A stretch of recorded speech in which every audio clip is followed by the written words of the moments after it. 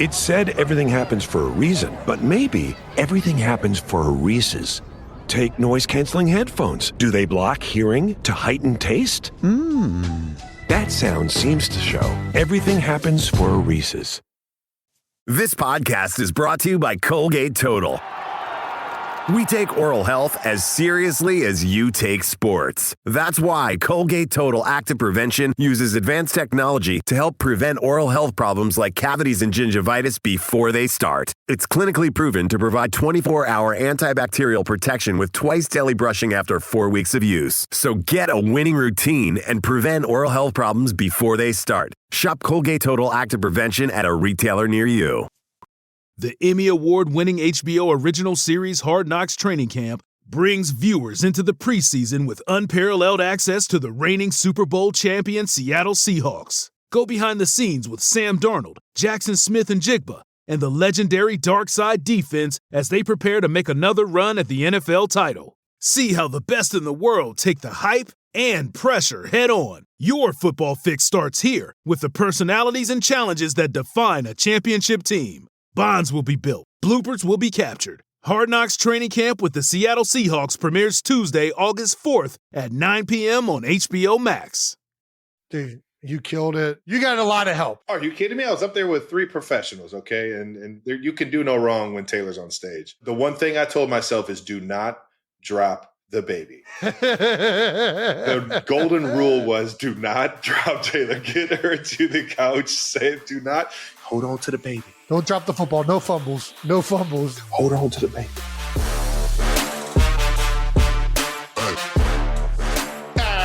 Hey! Welcome back to New Heights. Ladies and gentlemen, presented by Wave Sports and Entertainment and brought to you by Crown Royal. That's right. That's right. When you live generously, life will treat you royally. That's what they say. And best believe that's how you should live. Subscribe on YouTube, wherever you get your podcast. Follow the show on all social media at New Heights Show with 1S. And check out our official fan club at newheightshow.com. Also with 1S, Jason, tell the people what we got coming up.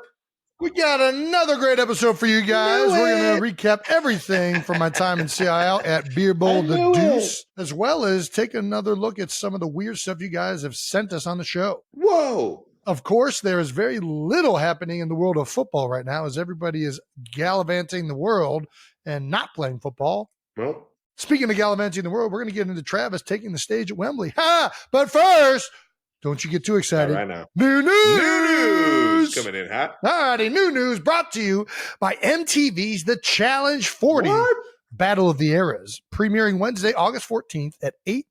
That's Eastern. The correct time zone, 7 Central. What? Only on MTV. That's right. Yeah, 92%ers.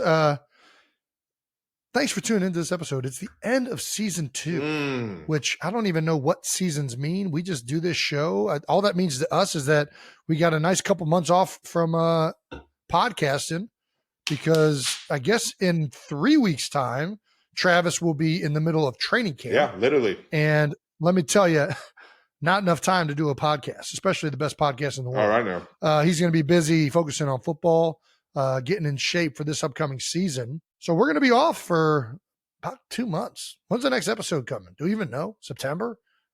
End of August? Do we even know when we're doing this again? I'm down to pick it back up once we're done with training camp. Intern Brandon says end of August with a question mark. So apparently he doesn't know either. Yeah, so I think we're going to start this up when Travis gets out of training camp. We'll get back to giving you guys this podcast. Hope you guys enjoyed season 2. We had a blast. As always, we're coachable. Anything you guys have that you think would make the show better, throw it our way, make you guys appreciate it more, send it over. You know what I mean? We're a democratic process. Although Crown Royal believes in royalty, which we do too, because technically they are a sponsor. We also are a democratic process-oriented show. We very much believe in taking ideas and different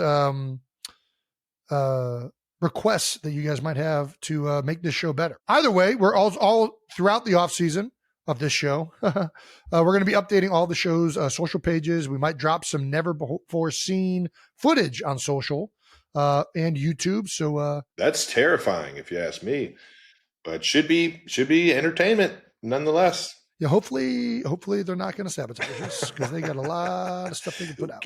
What are you going to do with your off time in the off season, Trev? Jason, I go to work in 3 weeks. No, yeah, but so for the next 3 weeks, do you have anything? I'm playing in the American Century golf tournament with you. We're doing it. You've done it for what, 6 years now? How many times have you done it? 4 or 5. I think this is my 5th year. So this is 5. Mm-hmm. 5. This is my first time out in Lake Tahoe. Do you have any advice to the American Century Classic? My advice would be just don't feel bad if you hit somebody because they bought the ticket. Oh, knowing it's a bunch of amateurs out there trying to play golf, so don't feel bad. People have gotten hit before. They got EMS or EMTs, whatever it's called. They got those right there at every hole. Everybody'd be fine. Well, that happened. That actually happened at what the not the American Century Classic with you and Pat. It was the match. Shout out to Clay. That was not one of anybody's favorite moments because that was the first time I'd ever seen somebody look like they got sniped from about 300 yards away. It was crazy. Well, thankfully everybody's yeah. right. Everybody's. What does the course play like? Greens fast? Are they greens are typically pretty fast. Yeah, it's you're up in the mountains. You're in the altitude, so the ball's going to fly. So get ready to kind of club down at least 10 to 15 yards. That far? That much? I mean, further. if you really get, especially if you send it up in the air, like if you keep the ball low, I think you're good, but I'm pretty sure you don't have that much control over the ball. So I would just. Yeah. People decide whether it goes high or low. I thought you just hit the Nope. You can. Yep. If you're good enough, yeah. I can't, but if you're good enough. So I just clubbed down 15 yards, 10 to 15. Does it favor a draw or a fade? The course itself probably favors a fade just a little bit. Fuck. What, you're a snap hooker, huh? I am, yeah. If it comes out right, it could be a fade or a draw. But if it comes out wrong, typically it is like a sharp turn left. Oh yeah, that's a snap hook. Yeah. We got to stay away from that. That will get you in the shit. Trying. Do you know how all the greens break at this point since you played it for 5 years? I mean, I'm familiar with the course. I played it probably close to 15, 20 times now, playing it over the years. It's been pretty similar every single year. Oh, wow. I can't really think of any changes they made to the course. So, yeah. I'm expecting to do better than I've done the past 5 years. What have your scores been, if you don't mind me asking? Atrocious. I don't even look at the score after the second day. The last Sunday is typically me walking straight from the parking lot to the green and just hoping that I get through it without passing out. Now, the nice thing is that you can't shoot over what, an 8? No, double. You just can't double.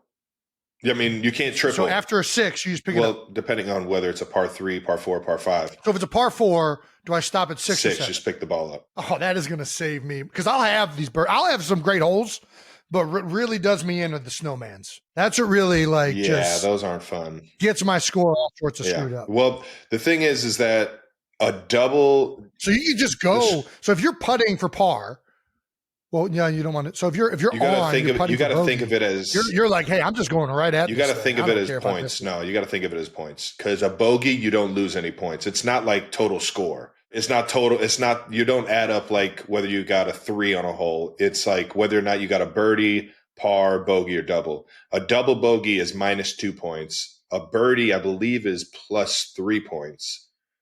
So it's like it's a point system. So as long as a par is a point, a bogey is nothing. You're even. Who came up with this point system? I think it's fun. It's a way of just like keeping everybody in the game. Yeah, because if you get an eagle, I think that's like 6 points. Oh, dude, I cannot wait to eagle some par 5s. They're all reachable. I think I've done that once in my life. I got lucky. There's one. The first par 5 might be the toughest one to eagle. I haven't eagled that one yet, but I've eagled just about all the other ones. That just tells you how atrocious I played the rest of the tournament.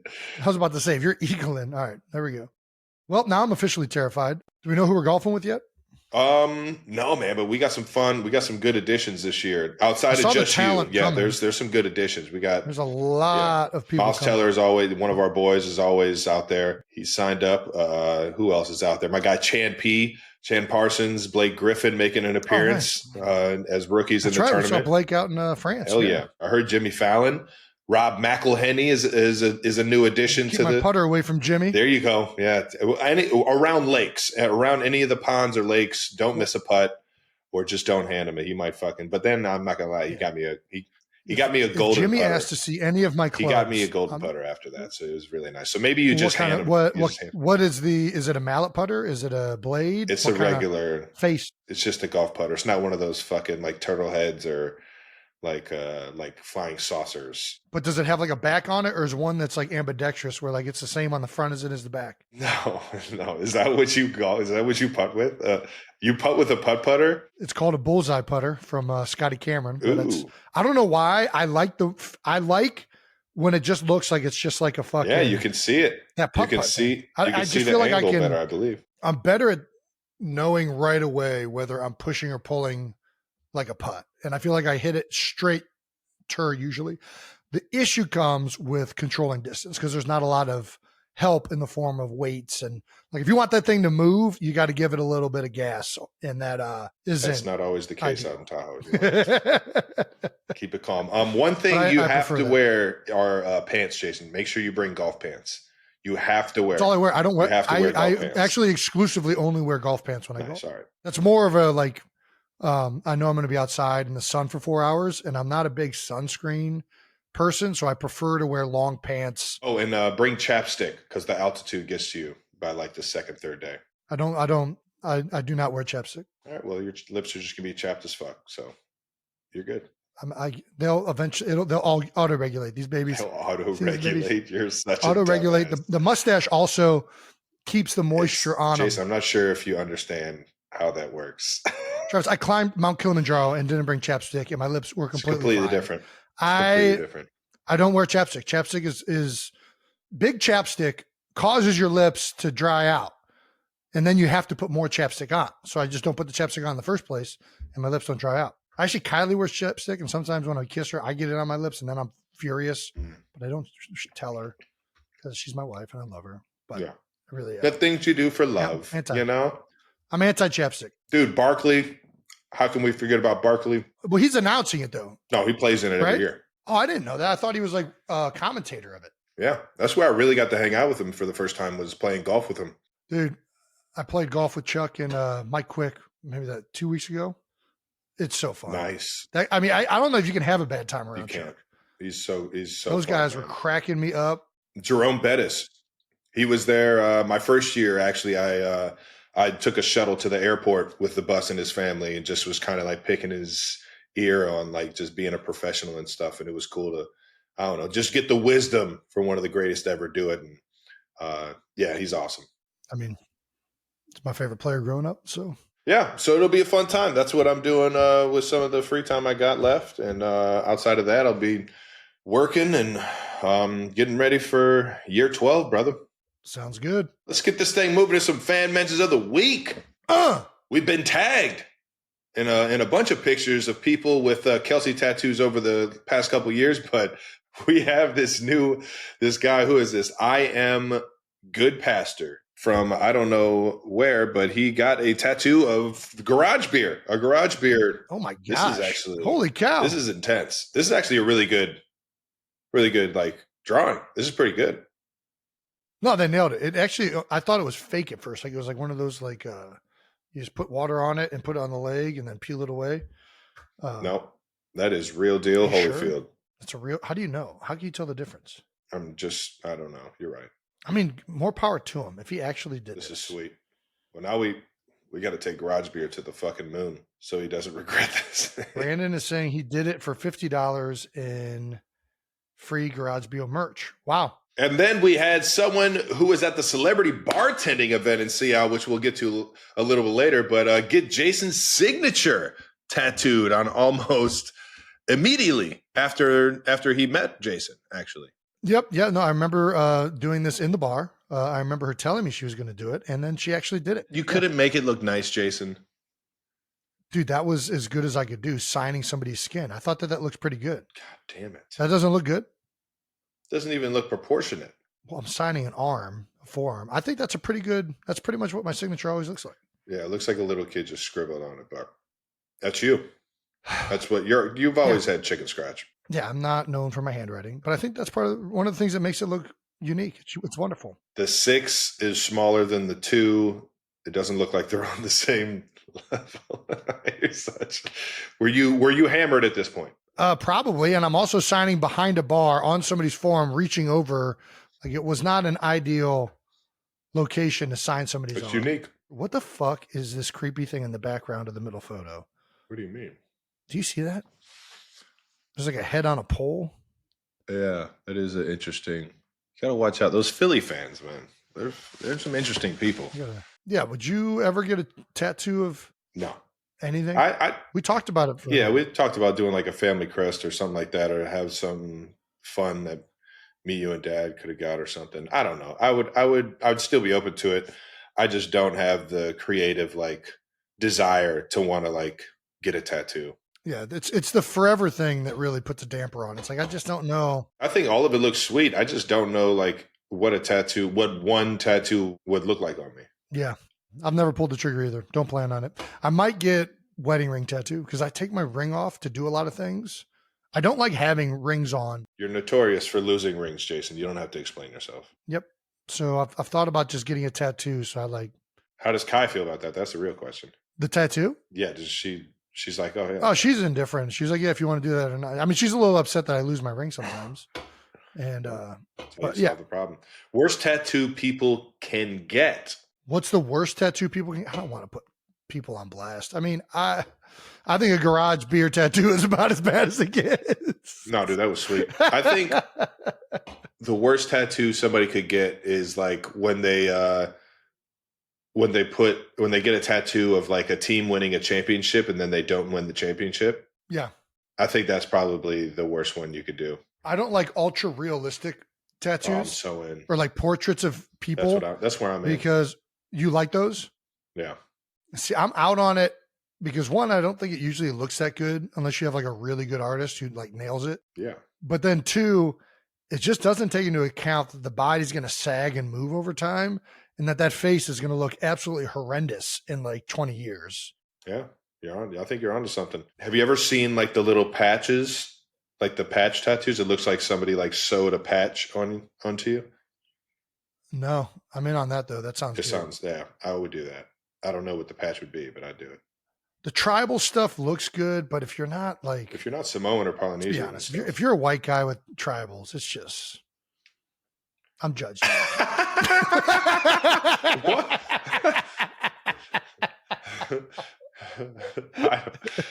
To each his own. If you want to get a tribal tattoo, that's on you. Bud. I mean, they look sick. They look sick. I think I'm in on patterns. I like patterns. So, well, the patterns are great, but you can do patterns without like culturally appropriating. Not that I'm into like, I'm all fine with stealing culture. I mean, this is what we do. But yeah, that's what we do. Ooh, another one. When you get writing in a different like language. Yeah, I'm out. So out. It's the same thing as the tribal. It was so funny. I don't want to name any names, but one of the guys on the team at Cincinnati got an Asian letter tattoo on him. Like it was like a tattoo of like Asian lettering, right? And it was supposed to mean like live wild or something like that, or like live free, something spiritual and whatnot to him, or something that was meaningful to him. And we asked our Asian trainer if she knew what that meant. She was like, that means absolutely nothing. Yeah, no, that's gibberish.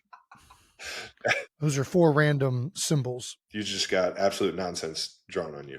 And that happens all the time. I would assume it probably happens more than you would assume. But I'm against that as well. Yeah, I'm not against. I don't like.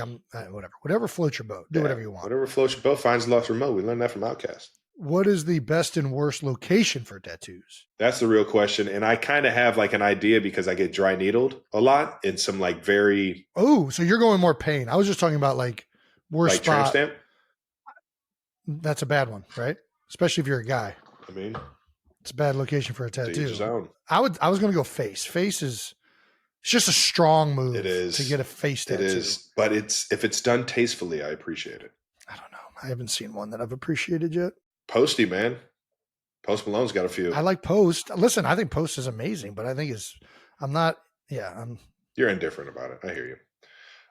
I'm not indifferent. I do not like Post tattoo. I was trying to save you there. I know you're trying to save me, and I love Post, and I think, listen, the guy's got way more swag and style than I do. I'm just not into the face tattoos. Arm. You don't like arm tattoos? Probably. No, it's the best. Oh, you switched it up. Best All now. right. Best spot? I would Yeah. probably say back. You can always hide it and then Yeah. I would say upper arm, back. Like upper hide it, arm is meaning one you that's can like look. whenever you're in like a specific setting, like you don't have to have it. Yeah. But then when you want to show it off, wear a little cut off, boom, arm tattoos out. Nice. My man Dunphy, shout out to the Fanatic, has the Fanatic's nose tattooed around his belly button. You've seen him. You've seen the guy. Looks good. Yeah, let's keep this thing moving. That does it for fan mentions of the week. Shout out to everybody getting tattoos, man. 92%. Triple shot half calf oat milk 2 pumps extra foam. Your coffee order might be getting a little complicated. Your toothpaste doesn't have to be. Arm & Hammer baking soda toothpaste keeps it simple with a powerful ingredient that works hard for you. Baking soda. That's why it's the #1 dentist recommended baking soda toothpaste. As you brush, the baking soda particles dissolve to help break down plaque and stains for a whiter smile. So your teeth can feel clean, look bright, and make brushing a no-brainer. Try Arm & Hammer toothpaste. Simple, powerful, clean. Let's go into a little out of the house. Hey! Talk about some beer bowl number 2. Beer bowl the deuce. All right, Jason, you got out of the house last week, went down to the shore, had yourself an absolute blast, not only with Beer Bowl 2, but the Eagles Autism Foundation. That's right. We put on I think that's our 4th. It's either 4th or 5th. I lose track. It's got to be more than that, yeah. They're calling it like the Kelce Bash. I don't like that name. I don't know how that name got. Of course you don't. We don't like doing that. Yeah, I think the better name that I want it to be known as is Shore Birds. It's a bunch of birds down at the shore. Birds fans, birds players. There's a lot of players and fans or celebrities there that actually weren't really birds, but it ties in now. Yeah, that event was tremendous. Ryan Hammond, who runs Eagles Autism Foundation. Shout out to Ryan. Yep. Is the one who's put that together from the start. And then her and Kai have really taken it to another level. Each and every year, they somehow add more pieces to it. And this year, between the event on Wednesday, which was the guest bartending at the Ocean Drive, best bar down at the shore, combined with the beer bowl at the Sea Isle City Yacht Club, we were able to raise, I'm hesitant to say this, but this is the last number I heard, which was it's just north of $850,000. Damn, yeah, man. And it's pretty incredible. That's It's our biggest number by far yet. Yeah. And it's still counting, I believe. They're still kind of getting all that together for an official number. So I don't even know that I should say a number. But yeah, it's the Eagles Autism Foundation is an incredible foundation that does a lot of work in the autism community, whether it's towards funding research programs for families and support systems, as well as avenues for careers for people on the spectrum. They do a whole lot of things supporting the entire autism community and awareness. That's awesome, man. It's an honor for us to participate in it. It's something that has been near and dear to Kylie's heart for her whole life. And since meeting her and being involved with the community, it's now near and dear to my heart. So it's been something that's been awesome to be a part of. And the fact that the Eagles started their own version of it, just 5 or 6 years ago too. It's really just been fantastic to partner with them and take it to this level. Gotta love it when it really takes off and you get the support of the community, even as far away as the shore. You know what I mean? Like that's just it's awesome, man. It's awesome what you and the Eagles are doing with the Autism Foundation. Yeah, I'm glad you're saying that because it's not just me. There's tons of Eagles that come out every year. Yeah. You know, Fletcher Cox now has come multiple years. Everybody that comes, like almost routinely, and you've said this too, it's like their favorite it is so charity fun, event man. they've ever It done. is so fun. Because it's just a party. It's not, it's about really just uniting behind a cause for a day that really means something in all of our joint lives and community, and just having a blast, celebrating, being around each other. Obviously there are drinks involved. Yes. But it's just about having a good time and supporting this wonderful cause. And it's turned into something much bigger than we ever anticipated. It's just a lot of fun. Well, I can only imagine not only what you guys are doing in terms of raising funds, but what you guys are doing for the shore, man. The shore is obviously it's an amazing place, and it's got a lot of families that go there for the summers and stuff. But I'm sure you guys are bringing in a plethora of people that are hanging around the shore for an extra day or a weekend that they typically don't see.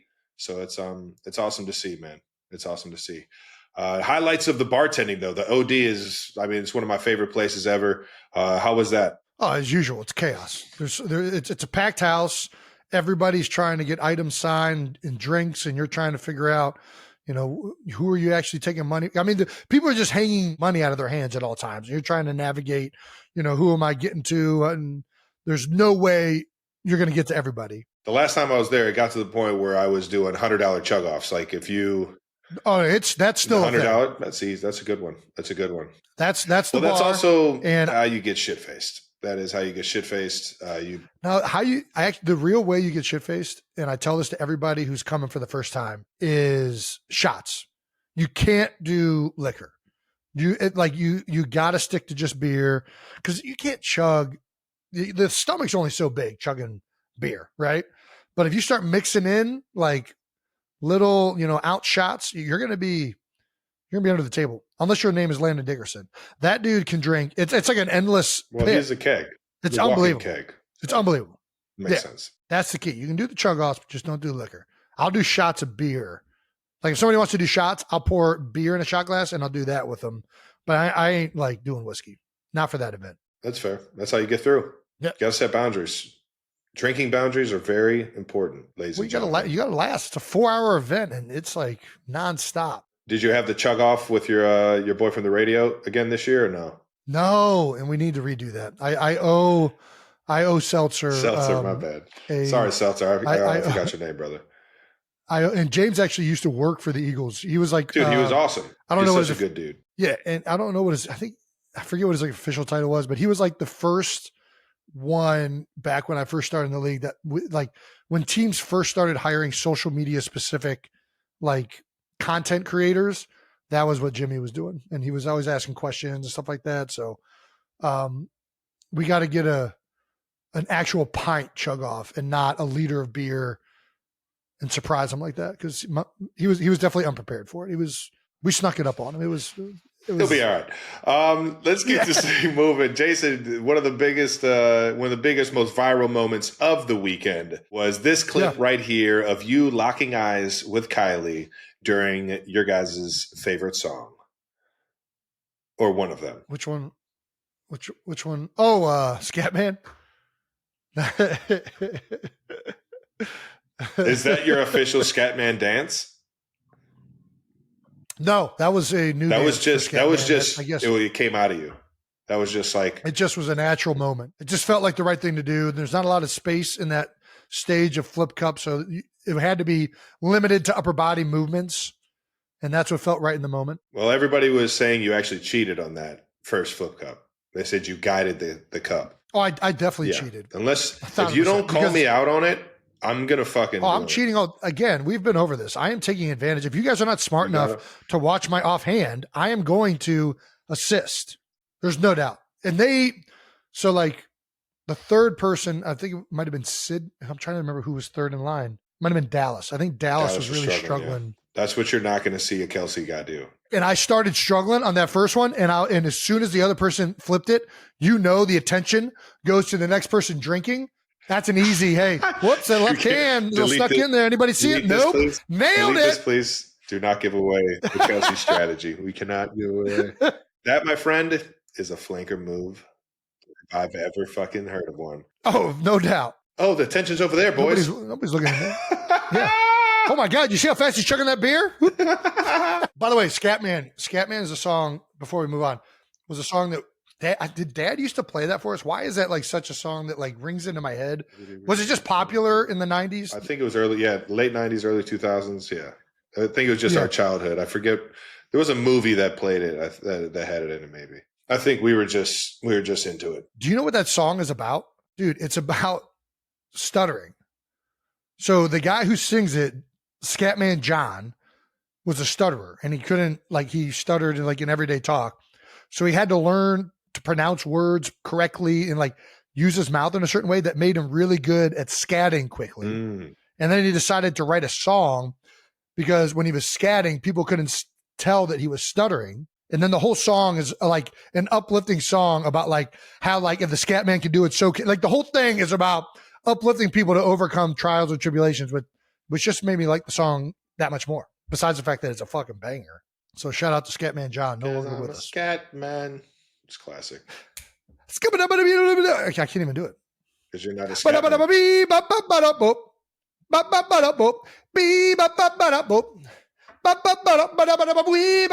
pretty good. That's pretty good. Yeah. Was it? Gosh, I want to feel like it was in like Night of the Roxbury or something, but that was a different song. It's like Night of the Roxbury, like maybe The Mask.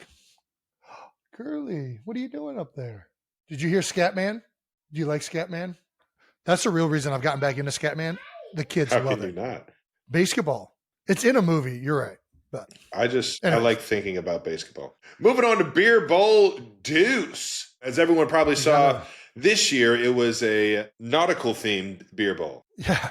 You came in on the boat. Water was present. We were on the bay at the Sea Isle City Yacht Club. We had a boat entrance. That's for those of you that saw on social. That's why the giant golden baby was on the top of that boat. Where we introduced all the teams. I feel so bad for whoever had to get participants. that fucking baby on top of that boat. Dude, I don't know how they did it. I really don't. Was it you, Brandon? Was it Kayla? Did you make Kayla do that? That is definitely like a 3-person job. None of us. Okay, well, so the Carefree Boat Club somehow got it up there.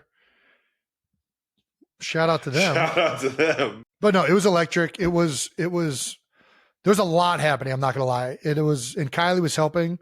But it made me realize how important Travis Kelce is to the show because he was sorely missed in the ability to just bullshit when there was nothing to fucking talk about. There was like moments when the boats are going by.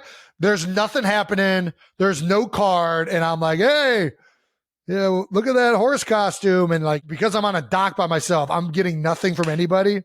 I felt like the biggest jamoke of all time just standing out there like, all right, guess I'll wait for the next boat. Well, that's me. That's what I bring to the table. I can bullshit with the best of them. But it was a ton of fun, and it was an electric competition too. And the finale, the winner, I mean, dude, it was so spectacular. I love it. So, talk to me. I only saw what was online, so you got to walk me through what was the best costume. Doped Up Horses was a good costume. Nice. The red hot wieners. All right, so I had that right. Dressed like 2 hot dogs. I mean, all of them were good. There were some great themes. There really were. The tush pushers had like their bare asses kind of out, which was saw hilarious. you signing some asses. Yeah. Santa's Revenge. We had a Santa and his elf who ultimately ended up taking the contest. Ooh, Fire and Ice got smoked, huh? Well, so Fire and Ice lost in Stump, the semifinals, which they were smooth sailing into the semis. I thought up until that game, it was going to be a repeat. I thought Fire and Ice was taking it again. I thought they looked like incredible form, and Jimmy McElroy and Michael Michaels were dominating. Classic. Once it got down to the Stump, though, that was the most. What was Stump? What game was game. that? Oh, the hammer. I don't know if you. Yeah, like some people called it Stump in college. Some people called it hammer schlagen. But usually when you're playing it that way, you throw the hammer up, and however you catch it is how you have to hit the nail. We didn't want hammers going airborne. So we just had the hammer at a stump. You had to chug, go down to the stump, hammer, and the first team to get a nail flush. Every time you did that, you got 1 swing. The first team to get a nail flush won. Fire and Ice were going with the second matchup of that. And it wasn't even like they were doing bad, but they were kind of screwing up. You had to leave the hammer there, whatever. But before you knew it, the Stone Cold Savages, who was the second place team, they had their nail pretty much in the stump. I'm like, what the fuck? These dudes have been nailing this thing literally every time. And then it's like almost immediately after they won, Stone Cold just freaking shows his arm to me, and he has a fucking hammer tattooed on his arm. This guy's been here before. I guess the guy's like a general contractor as a trade. I'm like, all right. That makes sense. I was like, how the fuck are these guys moving so quick on this? His partner's like, dude. He made quick work. I got us. Let me go first. The Stone Cold Savages were also dominant. That was I honestly thought whoever won that matchup was going to win the whole thing, because the Stone Cold Savages and Fire and Ice were the best 2 teams leading up into that. But Santa's Revenge I mean, it's all about the events, man. it was a Christmas miracle. Christmas miracle there at the end. Gotta love a good Dude, Christmas Santa, miracle, man.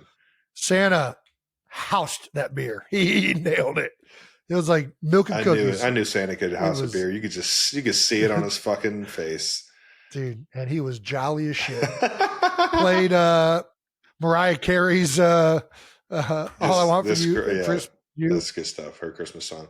What was the best event? Stump was probably the best because that was the most, like, we didn't know how it was going to go. Like, me and Brandon looked at each other maybe halfway through. Kylie had to leave during Stump because one of the returning teams, Birds of War, the guy threw up in his hand. And if you know anything about Kylie, she does not do vomit. Was it squeamish? What is it called? Yeah. And I didn't even know it happened. It was like something like it wasn't like a project, like it was like apparently he just like did it real quick. I didn't even notice it, but Kylie did. And she was Audi 500. She was like, yeah, I'm throw up in front of Kylie. I'm done with this stupidity. I'm going to purposely yak in front of Kylie. The Stumped game was the most action. It was fast. There was action involved. And that was why it was the best, probably. Nice. Although I'm always partial to beer ball, huge beer ball fan. I think Stumped was probably the most electric event. Before we get to beer ball and the celebrity bracket, let's talk about Kai. Obviously, she had to slide. She had to dip because she got a little. She saw something she didn't want to see. But how was she? She bring the juice? She was outstanding. She's Kai, right? She kills everything she does. I did feel like it was the hard. It's you know as well as I do. It's very hard to host a live event that's happening right in front of you because you're trying to like stay on topic, but you're also trying to be in the moment. Yeah. We did better once we got inside because I was able to tell her like, hey, listen, okay, I'll just do the play-by-play, like announcing what's happening in front of me.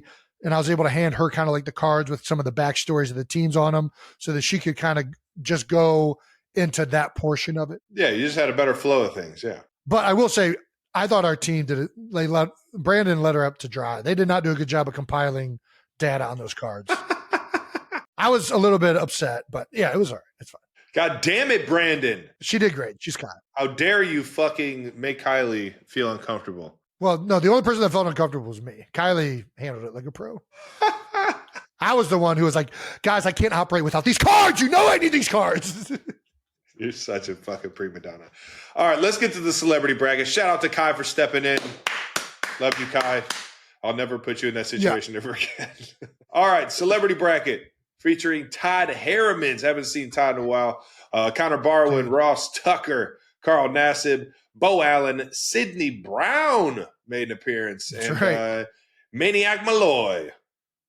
That's right. And the Waze CEO, Brian Verne, Cleveland's finest. That's right. Our boss was a full-on competitor in the Dude, I respect it. You got to get in. I was like, man, I hope Brian doesn't lose. I don't know if I can actually say that Brian lost. I don't know what happened. Yeah. Well, who ended up taking it? It fell apart. It really started to fall apart with Carl just leaving. Which shout out to Carl for showing up. He showed up Wednesday. He showed up Thursday. I'm very appreciative of Carl showing up. But Carl left about halfway through. He had enough, huh? He said he had Bo told me he had a date. And I'm like, all right. Well, okay, well, fine. I guess just fucking do whatever you want. Like, no, I'm joking. So then we didn't have like enough people to play with. So I had to join Bo's team. Oh, yeah. And then Todd had to leave. So it kind of just all fell apart. And then we did a baby bottle chug to end it, which was the worst fucking thing. Why would you guys? That's like chugging champagne. It just doesn't work. We were trying to figure out another event to add, and it was going to be the winners of the celebrity bracket were going to go off against the winners of the amateur bracket, and whoever finished the baby bottle was going to get another prize. But it kind of was all over after Santa and then won $50,000. Nobody gave a fuck. And then us four just chugged a baby bottle.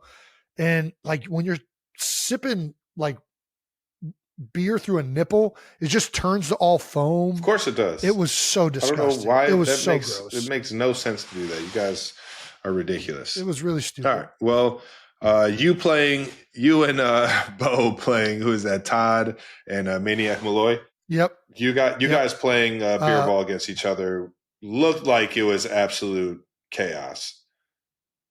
No, it was not chaos at all. It was over lickety split, made quick.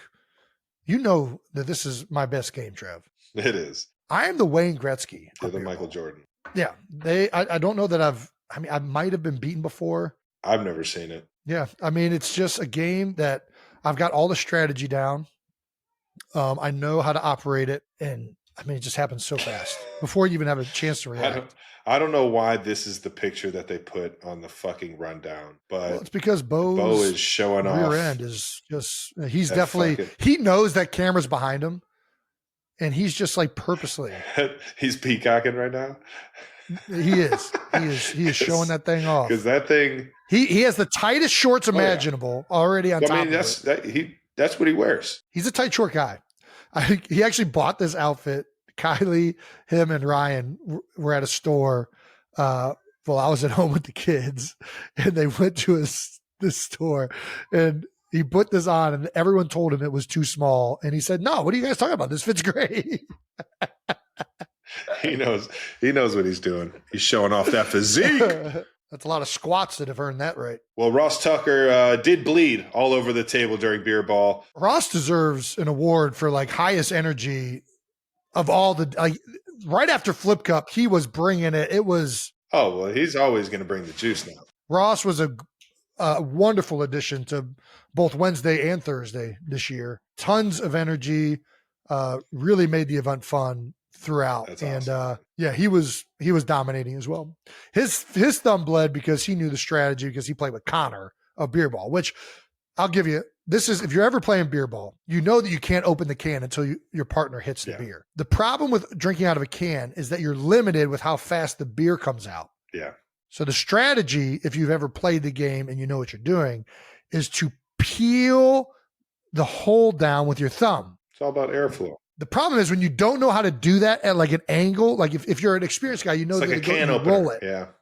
Yes. If you don't roll it and you go straight down, you're going to cut your thumb almost every time. And that's exactly what, We've all been there. Well, shout out to Ross for bringing the juice and walking home with the gas.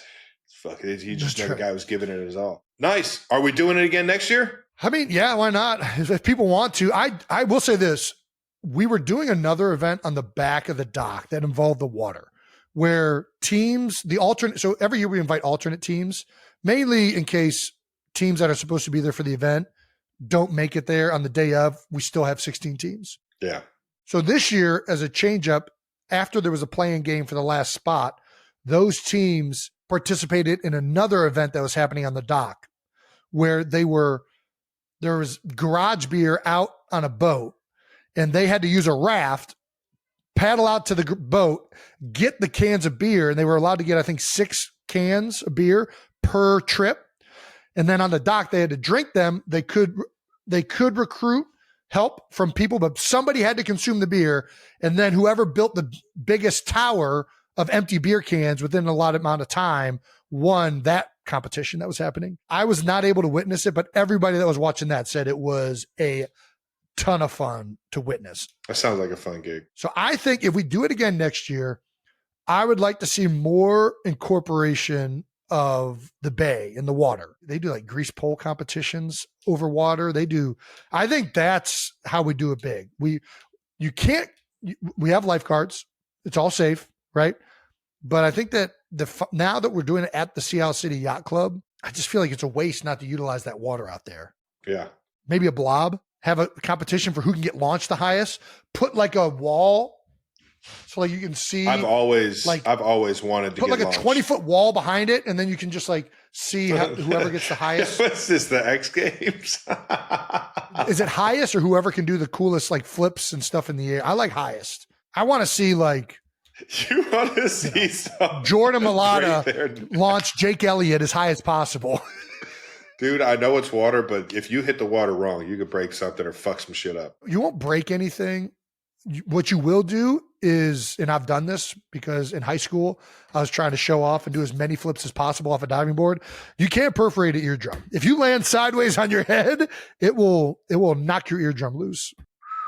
So we'll figure it out. We'll figure it out. Well, we will be dropping the full beer bowl recap video next week. ladies and gentlemen. That's right, 92%ers. So subscribe to the YouTube channel and see all the mayhem that Beer Bowl Deuce has to offer.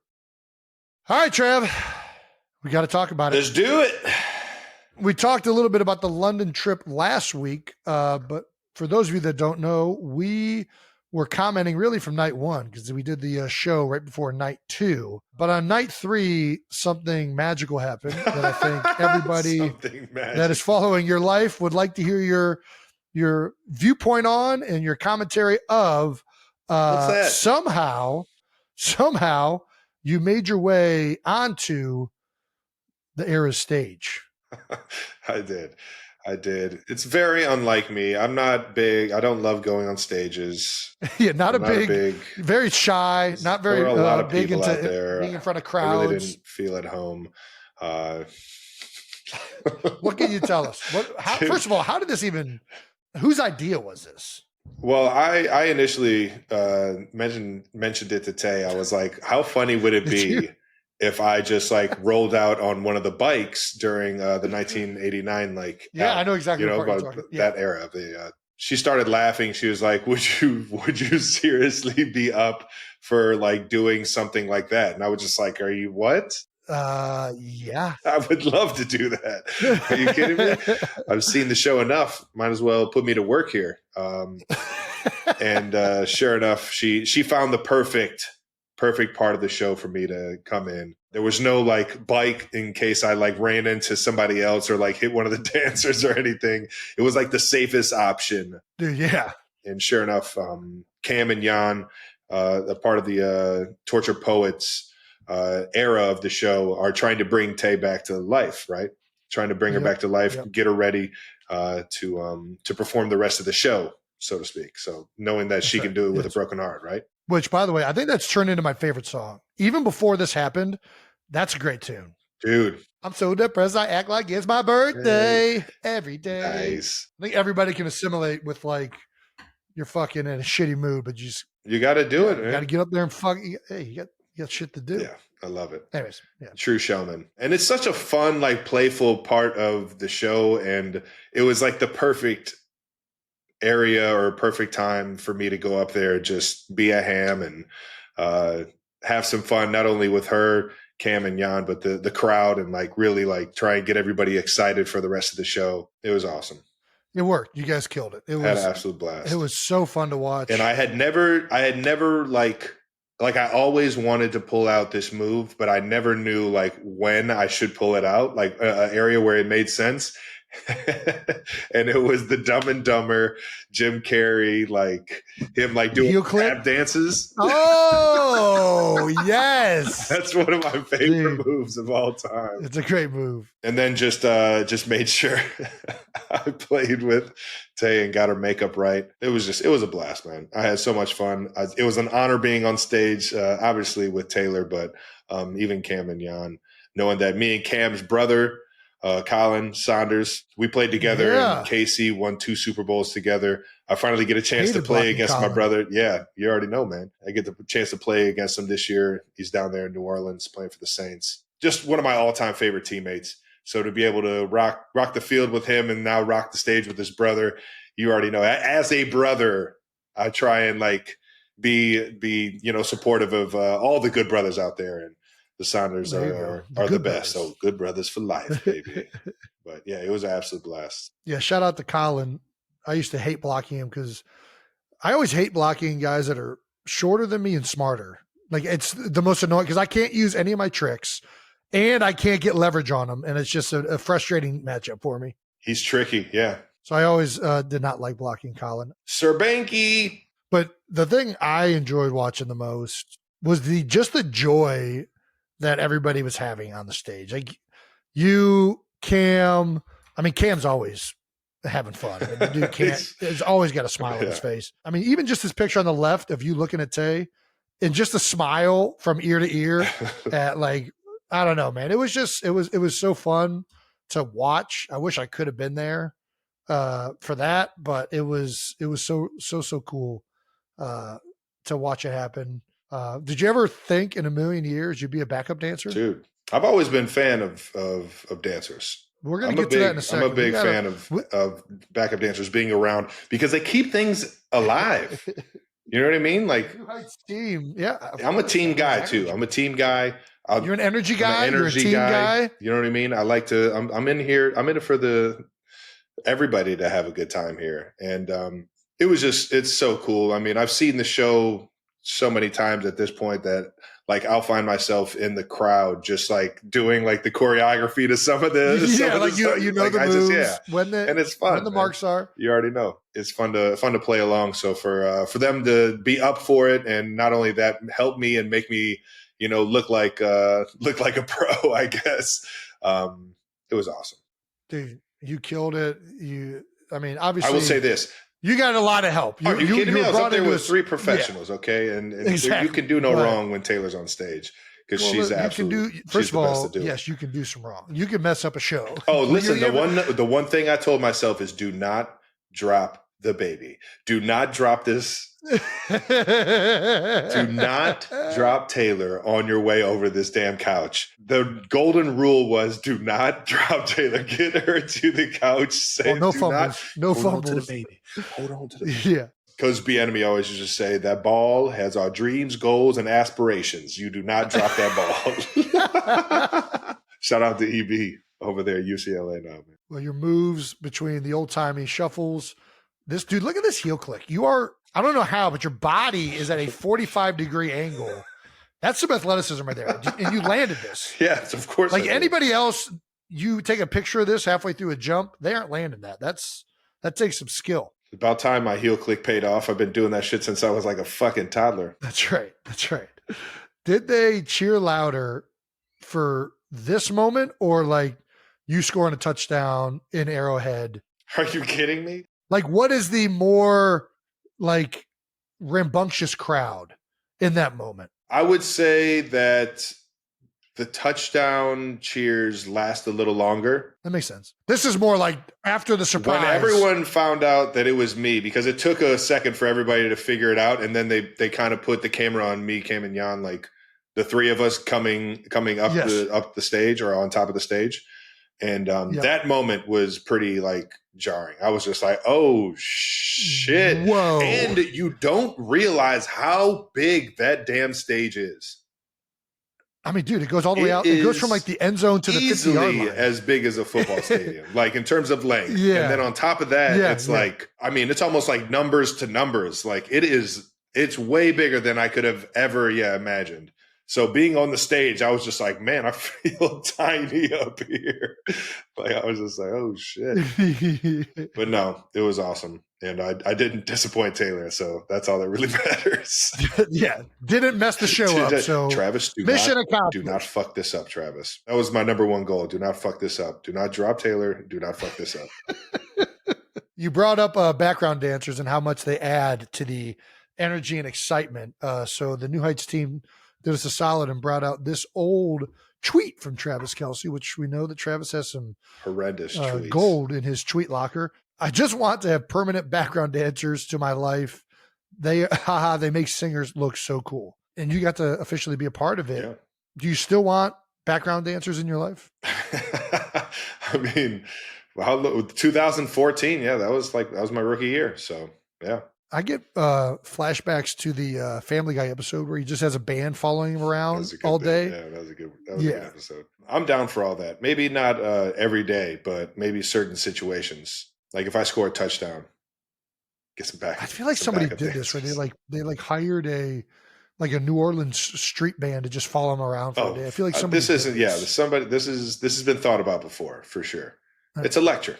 You can't deny it, man. There were other tweets. This actually happened from the night before. This is the last night I was in town, night 2. Hugh Grant tweeted, "Dear Taylor Swift, you have an incredible show, an amazing and very hospitable team, an excellent, if gigantic boyfriend.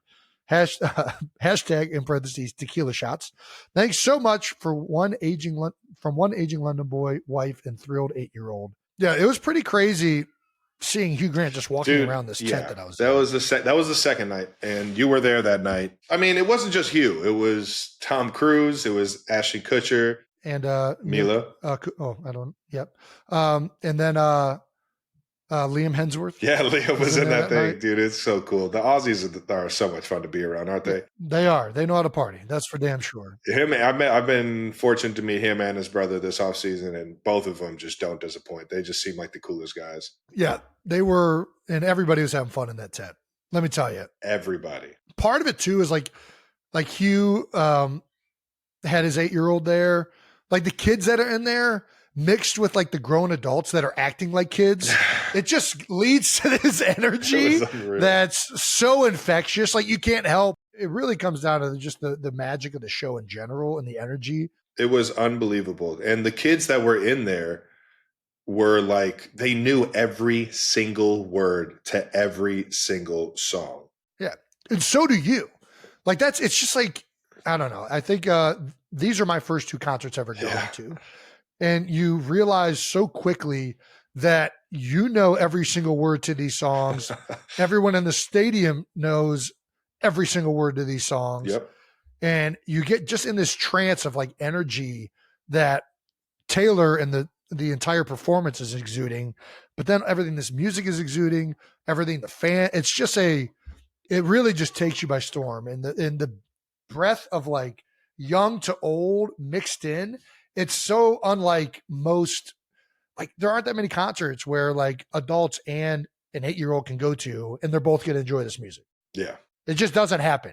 Like usually that's something that you don't see. And that's one of the things that was so enjoyable was just like the pure joy that like everyone, doesn't matter who you are, what stage of life you're in, anything, like everybody's having a fucking blast at this thing. And that's what was so special. And we can't forget Greta Gerwig was in there having some fun with us.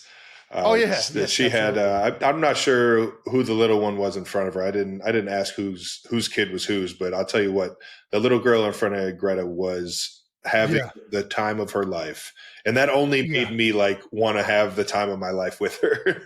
So I just started singing with her and everything.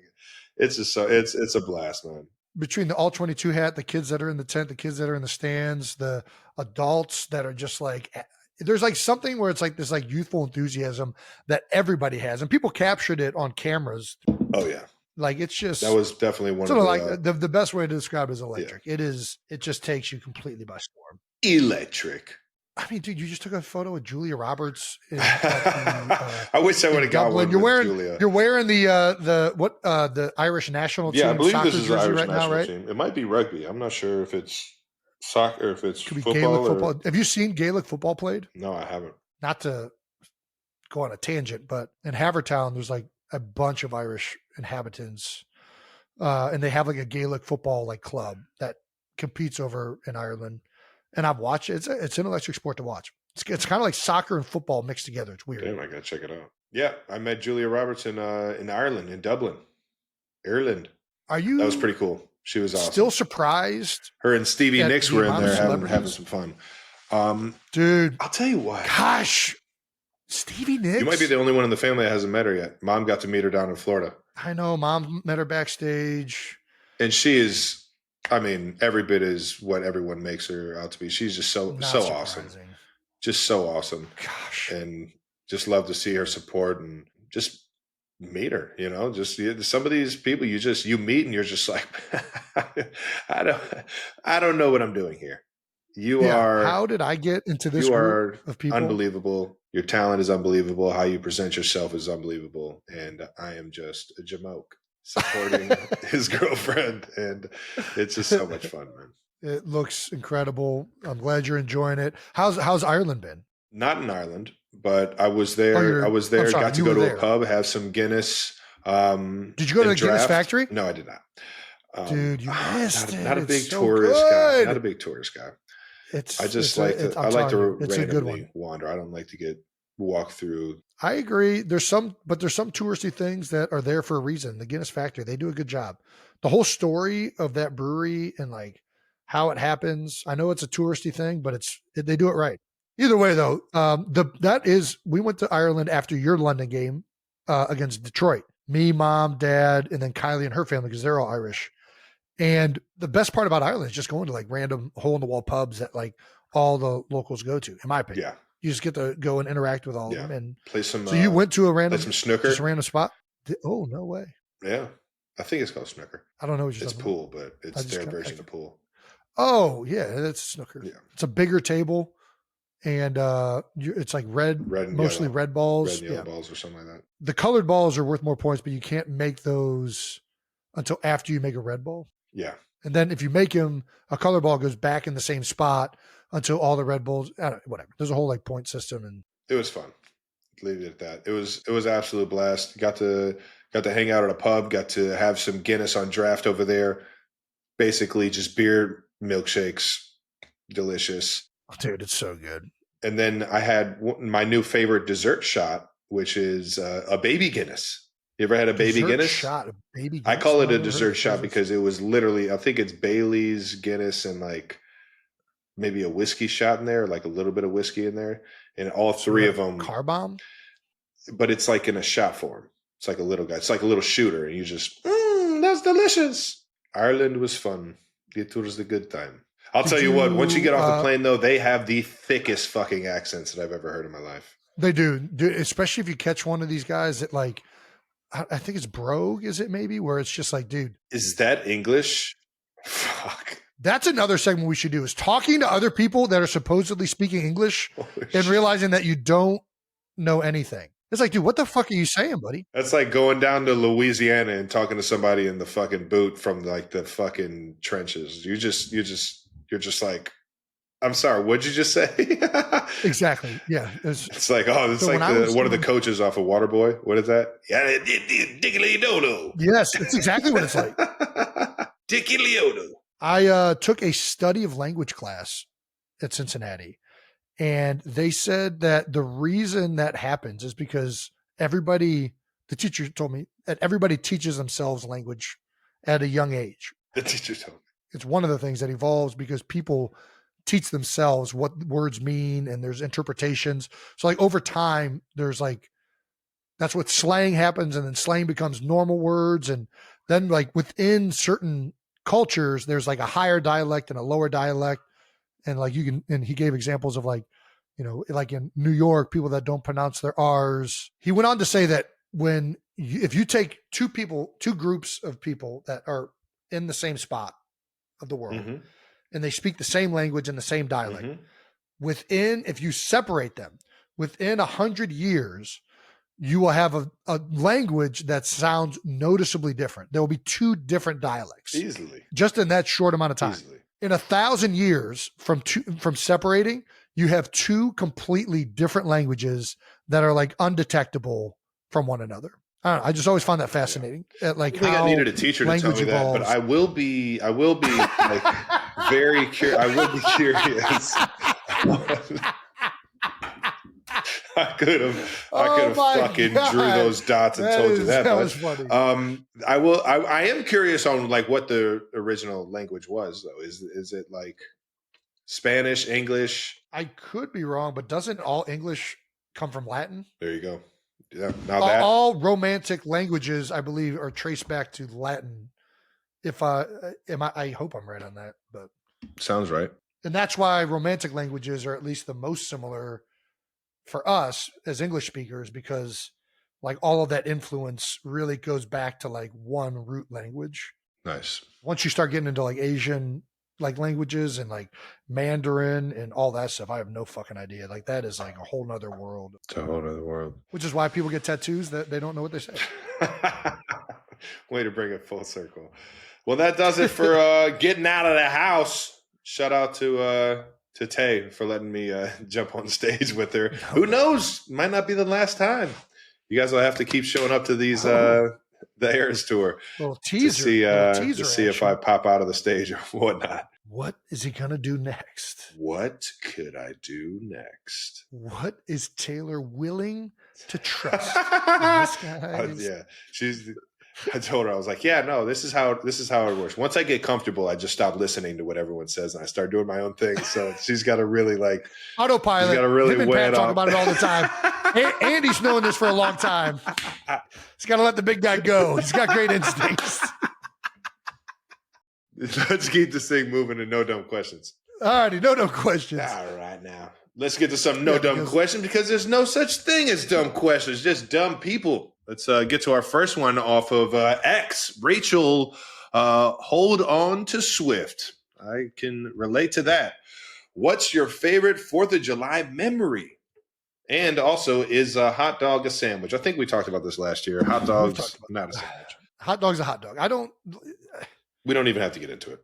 I just don't. Why do we have to? Why do we even have to talk about whether it's a sandwich or not? Everyone knows what a sandwich is. You look at in your head what a sandwich is. We don't need to create like a definition. A hot dog's a hot dog. A burger's a burger. A sandwich is a sandwich. When you think of a sandwich, you fucking have a thing in your head. It's not a wrap. It's not like, has nothing to do with like this. No, it's a fucking sandwich. You know what it is. Stop trying to play this word karate to determine what is and what isn't a sandwich. Word. A taco's a taco. A hot dog's a hot dog. We don't need to get into this sandwich fluidity of bread and bun and wrap and taco and shell. And no, a sandwich is a sandwich. You know what a fucking sandwich is. Everybody knows what a sandwich is. Hot dog is a hot dog. Back to the original question. Favorite 4th of July memory? I don't know, drinking beer and eating hot dogs. Lighting fireworks. We never did. We can talk about this. We were not a fireworks household. Oh, I'm a fireworks man now. I fucking love fireworks, dude. Growing up, No, Ed and Donna. That was a hard. It was no. a hell They no. were not. Yeah. Yeah. Well, I think Dad and Aunt Judy knew someone at a young age that blew off their hand or something like that. That'll turn you off of Yeah, fireworks. so, and especially kids around fireworks, obviously the sparklers are cool, but you don't need to be handing anybody, like even the little smoke bombs are like a little too much. I'm not going to lie. I do not like lighting any of those things anywhere in my vicinity. I am out on the fireworks. Love watching them. Like our neighbor has like a great fireworks display. I'm going to their house for sure to watch the fireworks, but I am not going anywhere near them motherfuckers. Nice. I hear you. I'm terrified of them. Well, I will say this. I'm a huge fan of them. If you're looking for fireworks in the States, shameless plug here. One of my favorite families in the world, the Zoldens. They have a fireworks company. Everybody go, make sure you hit up Phantom Fireworks. They're all over the States. They're the #1 firework distributor in the country, I would say. I'm going to say in the world just because I love them the most. But a great family, and they got great stuff if you walk in there. So shout out to the Zoldens and shout out to Phantom Fireworks. But moving on to my favorite 4th of July memory. I can't really say I have a great one just implemented in my head. I will say that, and we were talking about this earlier about the story that you might tell here, but it's going down to Lake Lanier with the Halls and the Air Force guys, Kelly, now Stafford, all the Air Force guys. That was family. Yeah, that was something I remember forever for sure. There is something around being around servicemen around 4th of July that just makes it like that much more meaningful. It really hits you more, I feel like. Yeah. It's hard to come up with a great memory of like 4th of July because it's really just being around the people. It always comes down to like family, friends. It's the one day that we all get to celebrate that we're in this country together. Yeah. Like Thanksgiving is more family oriented. 4th of July is like, no, this is like, hey, we're America, Bubba. And this is the big day that we became America. So we're going to celebrate the one thing that we all have in common, which is that we are Americans. And it always comes, the memories that you share are the ones that come down to you being with your fellow Americans and celebrating that we're all from the same country and that we get the freedoms to enjoy all of these wonderful things about this world that we do. Yeah. And it's a special day to think back to the people that have fought, including the people, especially in the Revolutionary War that led to July 4th. But, you know, all of the men and women that have fought for this country, all of the men and women that have protect this country today. Yeah. Yeah. Not just protect it, but like the Industrial Revolution, like Rosie the Riveter, this country has become what it is because of all of its fine inhabitants that make it special. And it's a day to really just like think about that. And is it perfect? No, we're not. Nobody's perfect. Like there's a lot of really, terrible things in its past, but goddamn, I'm really happy of the people that are in this country, of the friends and family members and ones that I get to share this nation with. So it's just, it's a wonderful day. And that's what it comes down to. Yeah. As well as barbecuing and beer and water if you're around it, maybe. There you go. Couldn't set it any better, brother. So to everybody looking to have fun on the 4th of July, have fun. Be safe. But be smart. There's so much stupid shit that happens every year with fireworks, with water. Just be smart. Have fun. Enjoy being an American with fellow Americans or with other people, whoever wants to celebrate it. And just be a smart person. All right. Well, there you go. That's it for No Dumb Questions. Yeah. Nice. All right. It's time to raise a glass. That's right. Finally, we've mentioned a few weeks ago that we are partnering with Crown Royal to shine a light on some of the most generous 92%ers, because Crown Royal believes that when you live generously, life will treat you royally. Hey, thank you to everyone who submitted. We got to read so many great stories about all the incredible 92%ers out there, but it's time to raise a glass to this week's final Royal 92%er, and that's Brady Collier. He was submitted by Hillary Collier, which if I'm a deductive reasoning, I would say that's a sister or wife. She writes, Brady is an active duty military and has served in the Air Force for 13 years. Fuck yeah, Brady. He has made multiple tours in Afghanistan where he has been awarded 5 air medals and has flown more than 100 combat missions. He helped relocate Afghan refugees to various places in the United States. Brady flew on the longest ever C-130J flight of 34 hours. I didn't know a fly that long. Taking the Air Force to new heights. Yeah, you did. 34 hours? I guess they refuel mid-flight. That's what, they have that, plane that comes in. There's no way that's one tank, right? It can't be. It's not possible. Not possible. He enjoys making sure that young airmen who may not be able to make it home for the holidays have a true home-cooked meal and don't spend their holidays alone. In addition to that, that's right. That is awesome. This guy's stuff fucking right there, incredible. Man. In addition to that, he has participated in the Arkansas Run for the Fallen, which honors fallen military service members. He's an active current Kansas City Chiefs Red Coder. Yeah!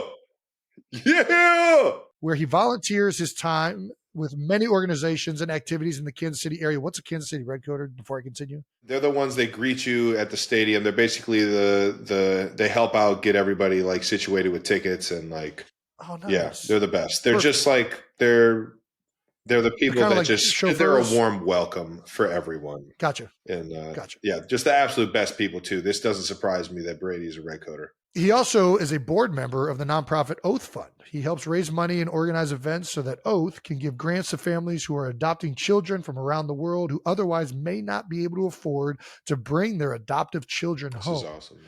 God damn, can this guy get any better? It's like every time I read something, he just keeps getting better. He has helped organize their 5Ks, which raised over $15,000 for families this year alone.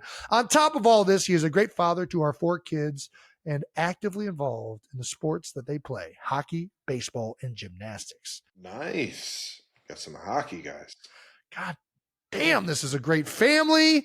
Brady, where's my glass? I'm doing it. Screw it. Screw what? What do you mean? I haven't actually raised a glass, but God damn it, it's 4th of July's coming up. Ugh. Brady. I'll raise an accelerator. I don't have any alcohol. Salute, brother. Thank you for everything you do, man. And thank you for taking everyone else's lives to new heights. I just got motivated just watching that, man. That's what it's about, folks. All righty, let's finally wrap this episode up with a little New Heights show and tell.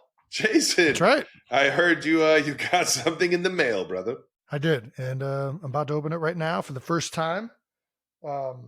Very excited to see this. Do you have any idea what this is? Could be. I know it was sent to Wave, and it was sent to New Heights. Okay. But, no, I have no idea. Let's check this out. All right. Holy shit. They just sent everything. Why would you do this? What'd they send? All right. That's just all of it. Fan mail. Jason and Kylie Kelce. There's a billion wedding invites, it says. Grad announcements. Love that. It's wedding season. Oh, this is nice. Oh, my God. It's a knitted blanket. That is nice. That's very nice. It is to Travis. Am I even allowed to open your mail? That's a fucking felony, isn't it? Yeah. Should I open it? Do I have your permission? No. Okay. Well, I guess we won't do that bit. Oh, look at this. Little Chippendales. Patrick Swayze and Chris Farley, ladies and gentlemen. Classic. We thought a Chippendales and Cleveland Heights crossover was necessary. Hope the sizes are correct. Go Birds. Have a good one. Have a good one. Have a good one. Hey, have a good one. This is, you can find out more stuff like this at haveagoodone.com. Nice. That's a dope name. I like that one. Yeah. Like that. What else we got in here? North Pole. This one's from Santa, maybe. Oh, it's a stocking. That's pretty damn cool. That's awesome. That's pretty cool. Mama Kelce. Mama! Nice. Mom got some fan mail. This is a Donna Kelce stocking. Love it. We are Lily and Stitch Knits, a Canadian small business where my mama and I custom designed and hand knit the most incredible Christmas stockings. Eagles collab jersey and Kansas City collab jersey with Mama Kelce. We got inspired to do a Lily and Stitch stocking of her own. All right, there we go. Mama Kelce has officially she's made it in the Lily stocking and Stitch, world. yeah. There we go. I can't wait to put gifts in this Christmas. This is cool. All righty. Dude, there's some good ones in here. Hey, Jason and Travis. This one is for Kylie. All right, I guess I can put that aside. Kylie, you're such an amazing example of a strong and authentic mom, community leader, advocate, and so much more. You are so right, Cherie. I'm always down. Seriously, how do you do it all? I know you're busy. There's a box for women like you. Photos are reminders of our life's most precious moments. So it's important to have them printed rather than getting lost in digital clutter. I actually really have wanted to start having like physical copies of photographs. It's very nice. Nice. You could start a photo album. Thank you so much. I always loved to go into the photo books or the photo albums that were in the dining room. Right? And just rifle through them? Yeah. Rubber duckies. What does this say? Jason and Travis.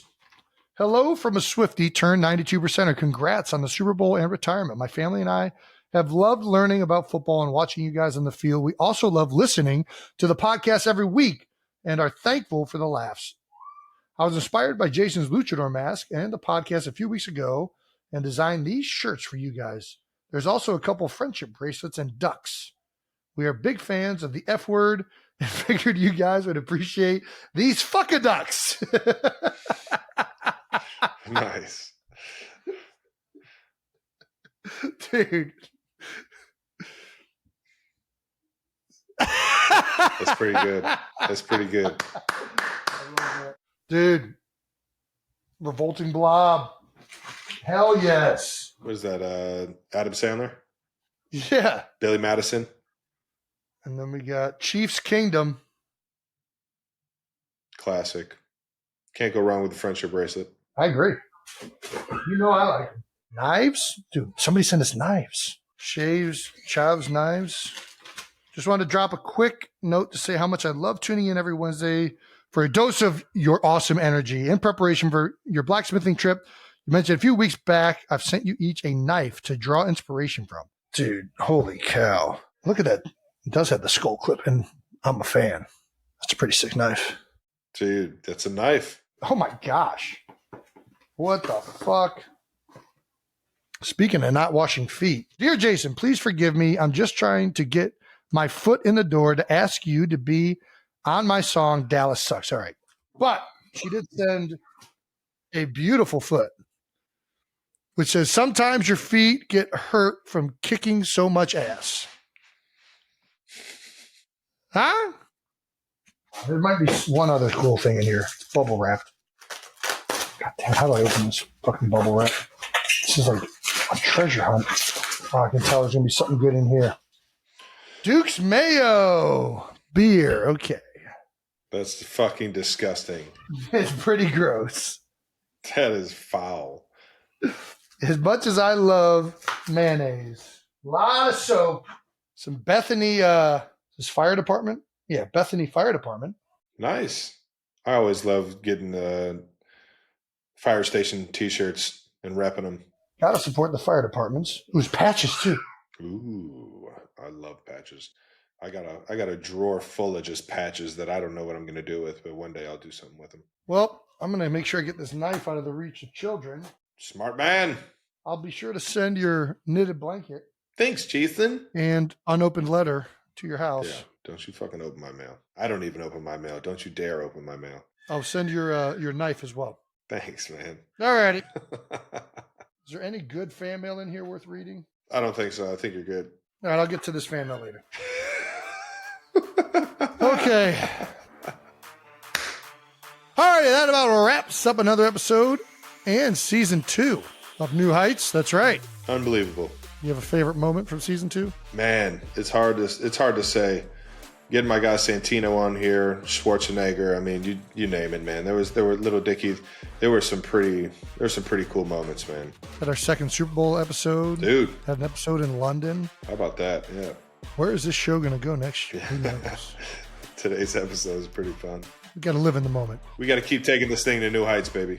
Can't thank the 92%ers enough for tuning in this year. Make sure you're subscribed on YouTube to the New Heights channel so you know when we start these episodes back up. Listen and subscribe wherever you get your podcasts. Once again, New Heights presented by Wave Sports and Entertainment and brought to you by Crown Royal. When you live generously, life will treat you royally. And don't you forget it, ladies and gentlemen. Follow the show on all social media at New Heights Show with 1S. We'll show you some fun clips that you guys haven't seen yet in our absence. But in the meantime, stay classy, 92%ers. We love you. We appreciate you listening in each and every single week.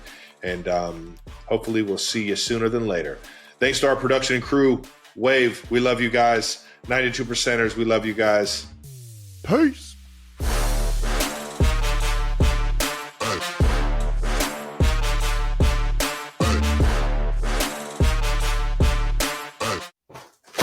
Alrighty, let's see what we got here. Well, it's sent from Wave. You guys, nobody decided to tell me there's 2 boxes. I'm like looking at this. I'm trying to like act excited about this. We got coffee grounds from Rooted.